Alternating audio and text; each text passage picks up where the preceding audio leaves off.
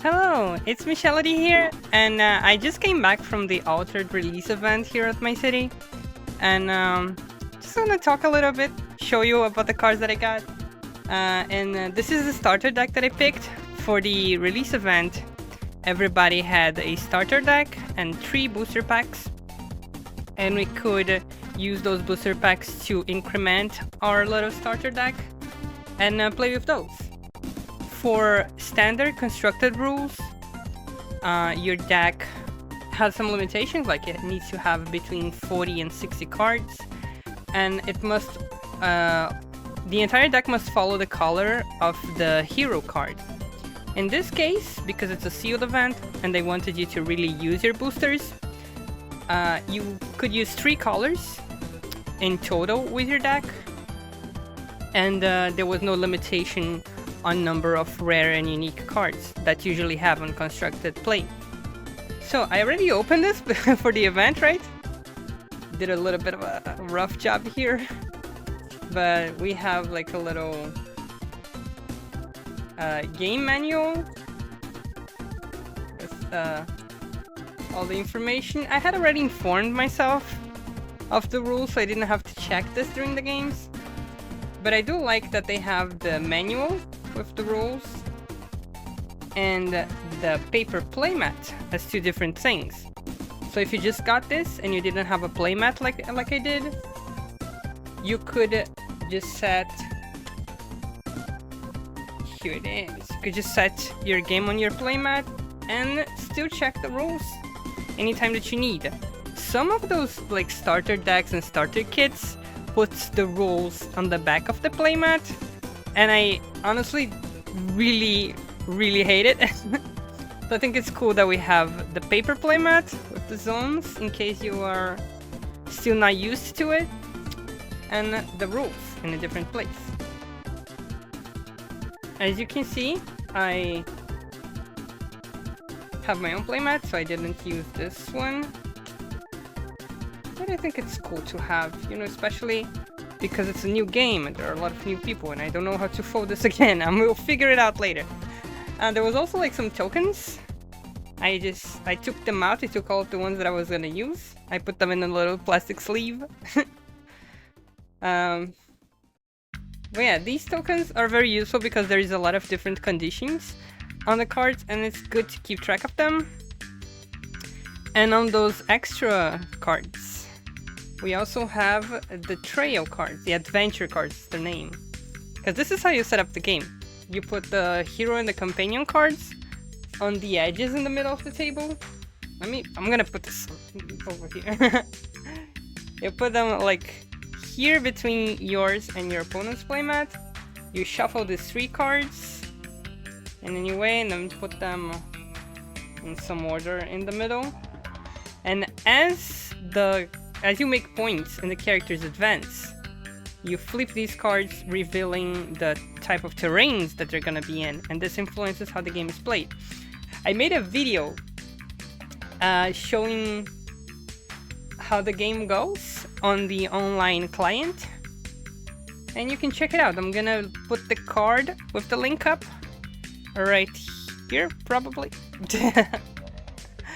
And then YouTube updates it, and now it's in a different place. But I'm gonna show you the deck that I was using to play. This is my hero. This is the hero that comes with the starter deck. It's very simple. Your first character that you play on every turn, it gets a boost, like a power up to its stats. And yeah, like I pulled some other heroes on my booster packs, but none of them that really worked with what I had. Like maybe this one would be cool to play, but there was also this and this one, and these 2 really don't work unless you have a deck built for them. And then like there are some token cards that are useful depending on the type of deck that you're playing. These are the foiler cards. I already scanned those, but you scan those on the app to request a file version of a card that you have, of a common card in this case. And this is just a little collection of the cards that I pulled. Some cards really cool that would be very interesting in other decks. But I tried to build, like, I really like this little guy, this Anubis guy. Hell yeah, the giant furry, of course I like him. And just going super speed here through the cards. I did not pull any unique cards. There are 3 rarities: commons, rares, and uniques. And as you can see, for these, for example, this is a common, so the little gem on the top is gray and it has the black borders. And this is a rare, so it doesn't have the black borders, it's like a full art, and the little gem is blue. Rares are not only different in artwork and stuff, but they also have better stats or new abilities or less mana costs. So it's actually different to play with a rare and a common. So for constructed play, you have a limit of 15 rare cards in your deck. You can see some of these have the green sleeves, because I was experimenting a little bit of what I wanted to keep in the deck, what I wanted to change. And in the end, I stuck with this. So from the different cards that were not in the starter deck, I had 2 Izmir cards, the purple faction. Oh, I'm getting a lot of reflection on the cards. This is a card that just is really good to buff. And this is a removal card. This was the only removal card I had in the deck. And it was very clutch on my last game. I did lose most of my games, but I won a couple and I ended on a draw. Like my final game was a draw. Then I had this 3 from the Bravos, the red faction. I pulled a rare one of this card. And when you play her from the reserve, you get to create a little brass bug. So this is the only card that I was using that needed a token. So I sleeved this one to put on the deck as well. And then I also put like this one that I ended up not using. It's like a land card, a permanent card that gives protection to my cards. And I also put this little guy here. Like, it enters asleep, so it doesn't count the stats for the turn that it enters, but it sticks around for the next one and it has good stats. Plus the discard effect is really good. It gives anchor to another character. So yeah, this was like the modifications that I made in the deck. The rest of it is just cards that you're gonna find on a regular starter deck for Muna. Some of those were much more useful than others. Sometimes I drew really bad, like I'm getting like in the end of the game, and then I drew like 2 of these guys. They're good in the beginning. At the end, not so much. This one was very useful just because it's sick girl. She has big stats. The sleep came in clutch a couple times. I ended up not using those at all, like Pavarti, the Coneman. The physical training was really good that I had extra copies of this one. This card gives a lot of buffs, so it's a good card. The Druid was good as well. Inari was also used a lot.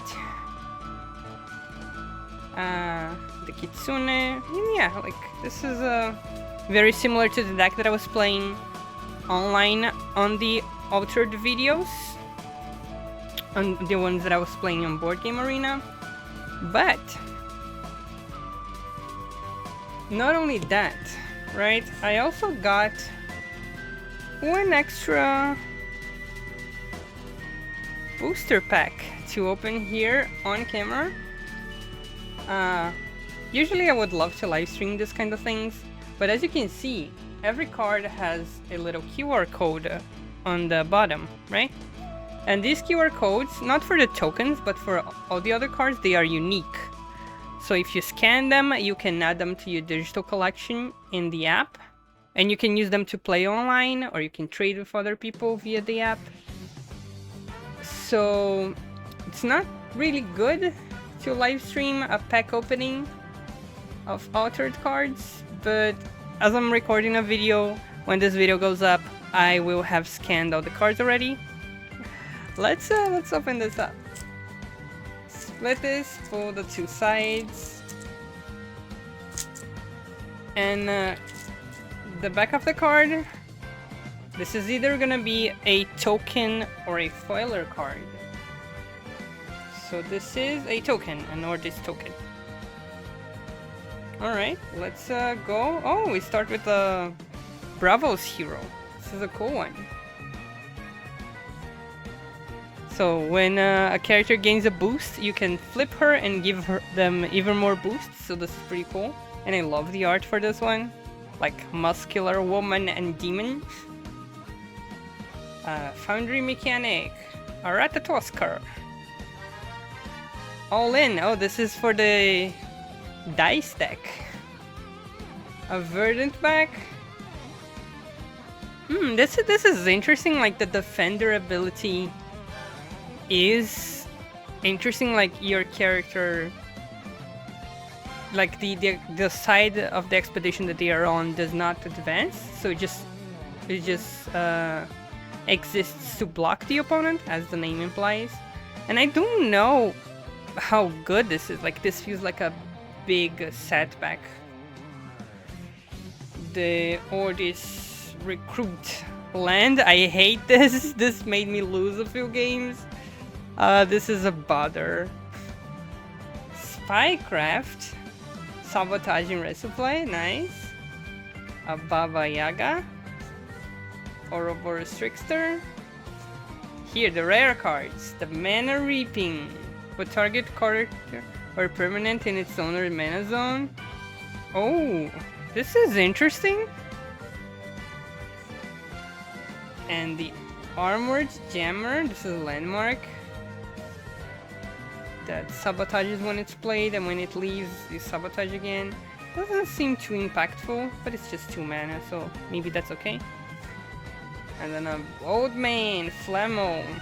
Character Scholar. You may return a spell from your reserves to your hand. Depending on the deck, this might be really strong. Oh, it does have a discard effect here on the bottom, this pink box.